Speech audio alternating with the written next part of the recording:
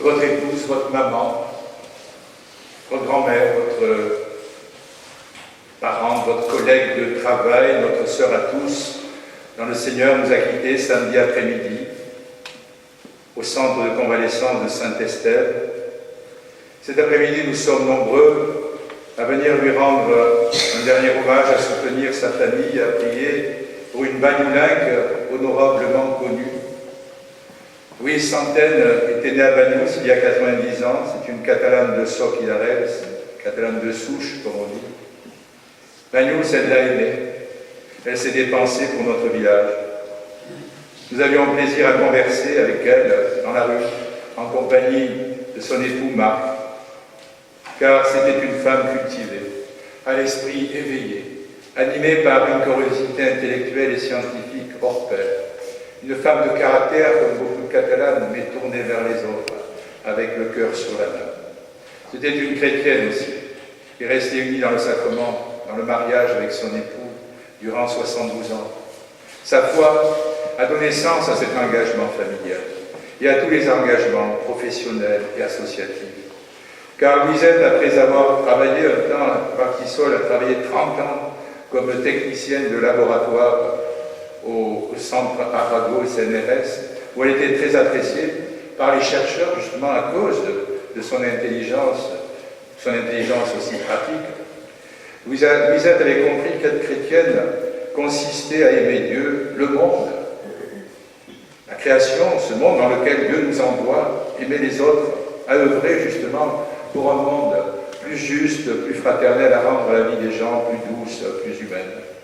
Sa générosité, son sens de la justice l'ont amené à s'engager pendant 7 ans au mandat municipal, à être à l'écoute des gens, à travailler entre autres pour l'urbanisme dans les associations. En même temps, Louisette était une femme humble qui nous dit où se trouvent les véritables valeurs, le sens d'une vie donnée. Elle a aimé en acte et en vérité, de ne se pas contenter de discuter.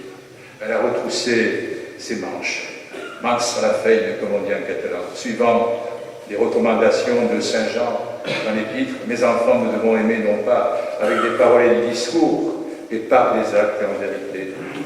Louisette nous laisse le beau témoignage d'une vie remplie au service du bien commun, de la recherche. Elle nous laisse le livre d'histoire locale, les commerces avant la guerre, et 1936-45. Louisette se souvient de son village, ouvrage récemment dédicacé, où pendant 2 heures elle a tenu en haleine un auditoire pour l'écouter. On peut dire qu'elle est restée toute sa vie en tenue de service, qu'elle a gardé la lampe allumée, comme Jésus nous le demande dans l'Évangile. Service, c'est-à-dire amour du prochain. Lampe, c'est-à-dire lumière de la foi toujours active. Alors, au-delà des souvenirs partagés, pleins de nostalgie, rendons grâce à Dieu pour l'œuvre accomplie par Louisette sur terre, pour la construction de la maison commune, pour l'édification du royaume de Dieu, de la civilisation de l'amour. Et prions le Seigneur de lui accorder la paix, la lumière, la joie, de partager la gloire de Dieu avec tous les saints du ciel. Amen.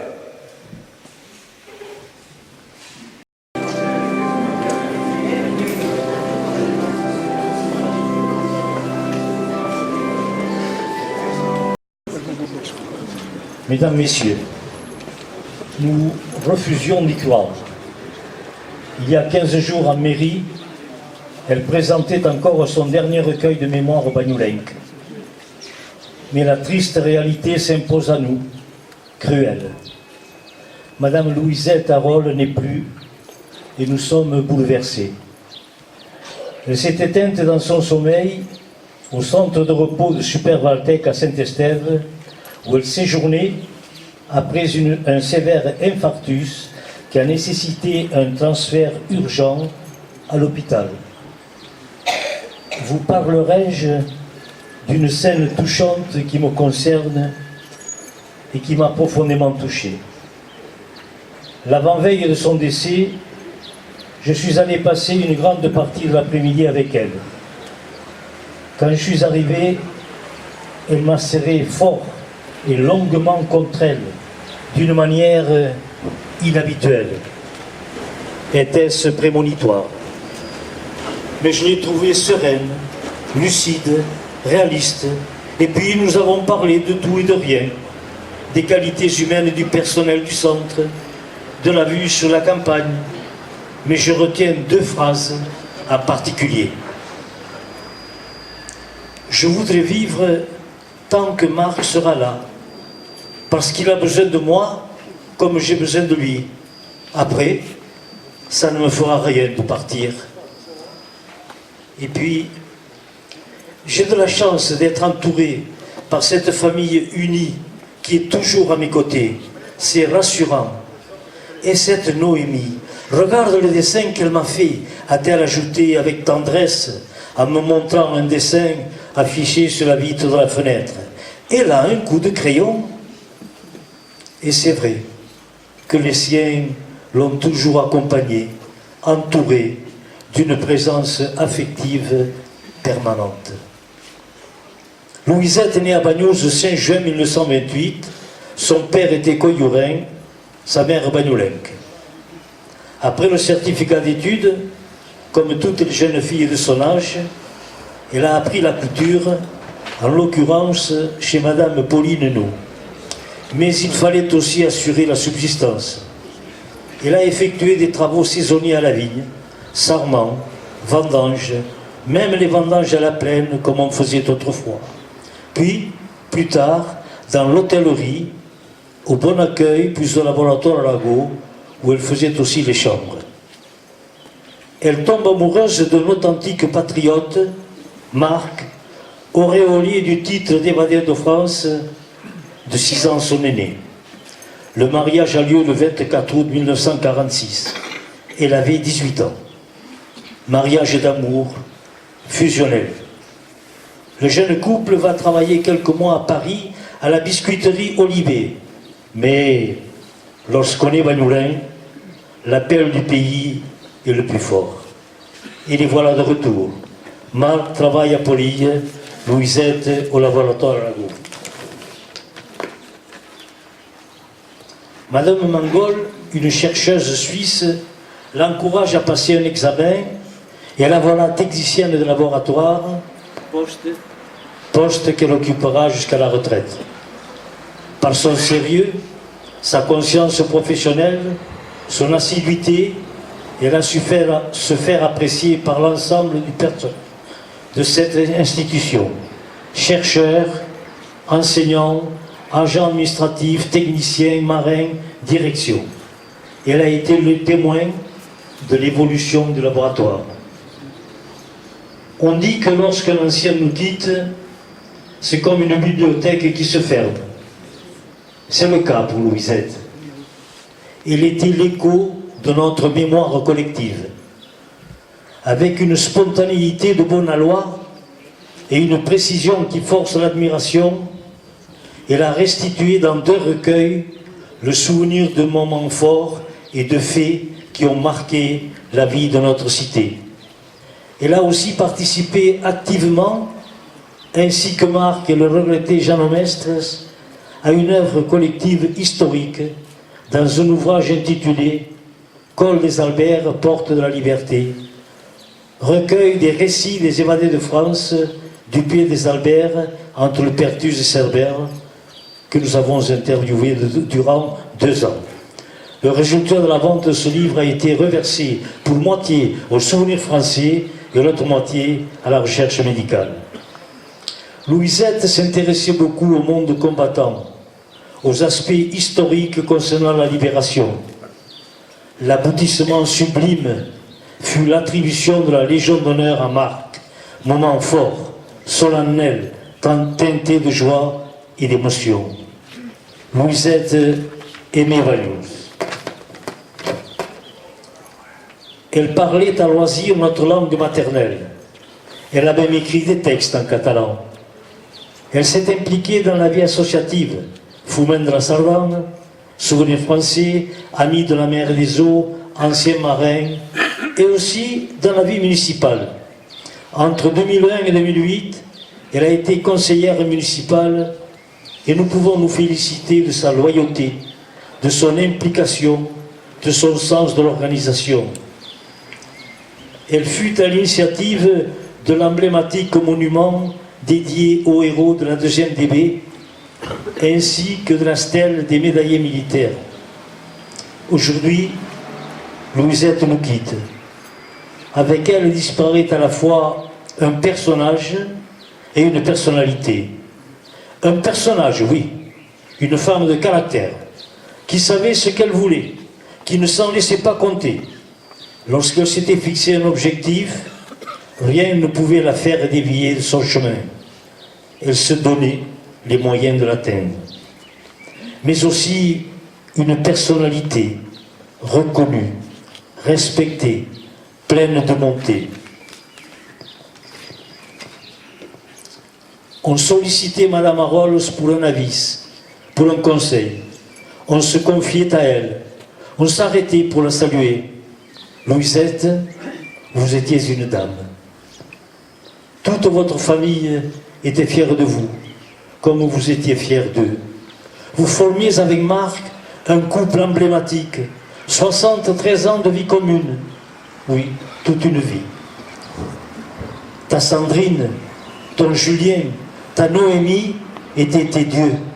Tu leur portais un amour sans bornes et ils te le rendaient bien. Aujourd'hui, nous partageons leur peine à tous et à tous ceux que ce deuil afflige. Adieu, cher ami.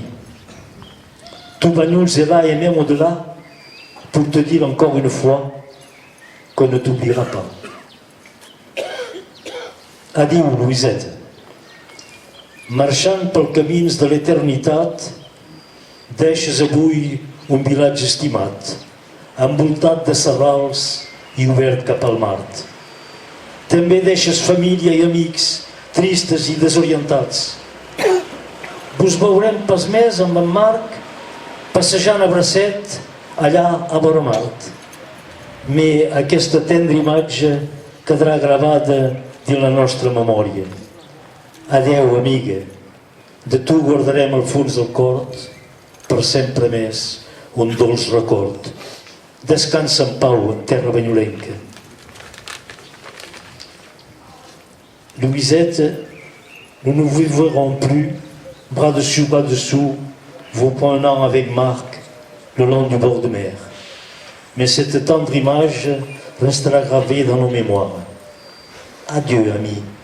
Nous garderons de vous un doux souvenir. Reposez en paix.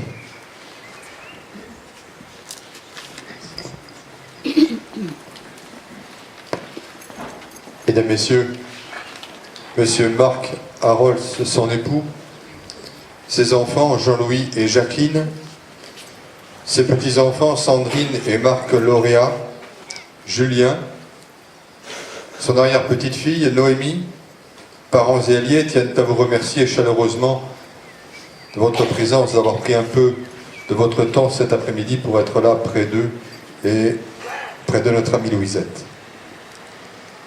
Ils vous expriment au travers de ma voix leur profonde gratitude. Je présente à l'ensemble de la famille de notre amie Louisette les condoléances attristées de M. Jean-Michel Solé, ici présent, maire de Bagnols-sur-Mer, ainsi que celle de son conseil municipal.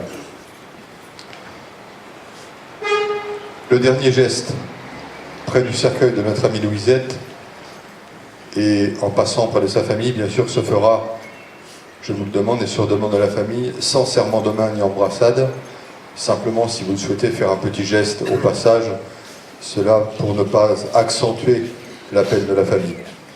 Je vous remercie de votre présence et de votre recueillement à tous.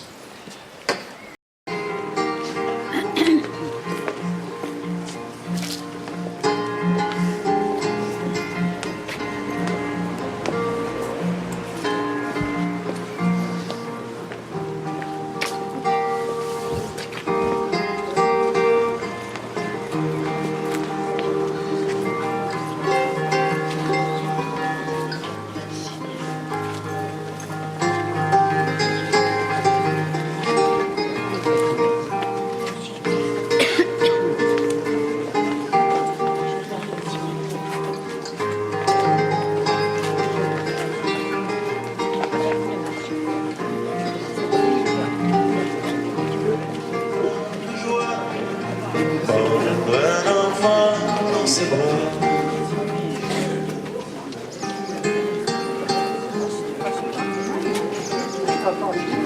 Prendre un enfant par le cœur